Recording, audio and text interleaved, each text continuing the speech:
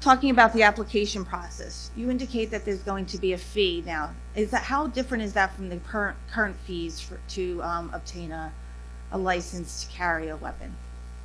Well, one of the fees is $2 Okay. currently. And when my wife and I just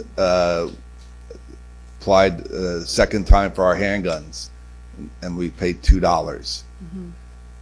You know, we had to take time off of work and go down to the police department, and we gave them $2 to get a handgun. So the police department, it costs them maybe $150 to collect that $2. Well, that's my question. Did you do any analysis as to what the right amount is to strike that balance between the administrative costs versus, you know, is $200 enough or is it not? Well, that's my question. as you are aware, Counselor, there's many there's a list of different fees. So which fee specifically you're talking about?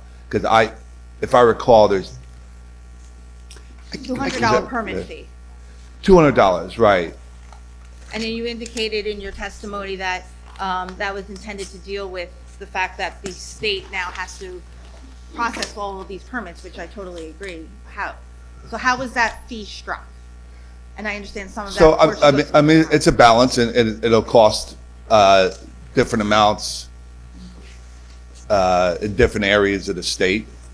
You know, so part of the concealed carry permit process, I don't know if you've ever gone through have you gone through the process? So it's extensive, as it should be. Mm-hmm. And there are governmental costs. So in my opinion, is it recouping all the expenses? No, there is a shared expense that the government's gonna hold versus the expense of the applicant. So, and I understand, I just didn't know. Do you think that amount is off? I don't know, because I don't have the data upon which to rely to indicate what is the right amount. That's why I'm asking you. I'm assuming so that was done. Yeah, so largely that number came up talking to different law enforcement agencies, from the Attorney General's office, state police, several large and small police departments, the Police Chiefs Association, and that was the collective belief that $200 was a $200 to $300 range was fair, because you don't want to price it out beyond people's reach as well. Okay. And then in addition to $200, there'll be this liability insurance piece, correct? Do we know how much that would cost a person on average? The liability insurance is not a fee. That would be a premium, right? Okay, how much would that different. cost? My guess would be an average of less than $100 a year, based upon talking with different insurance industry professionals. Because as you said, my concern is with you. Are we pricing people out of exercising their right to bear arms by opposing these fees? That's my concern, because that could work to strike this legislation that you work really hard on if we're imposing fees upon which people are using to exercise their right to bear arms. Well, to some degree, I share that. It was part of my thought process. Mm-hmm. I went through the bill and listed a number of the fees that one must go through, but there are certain activities that citizens will take part in that you have to pay fees. Mm-hmm. You know, you rent a hotel room.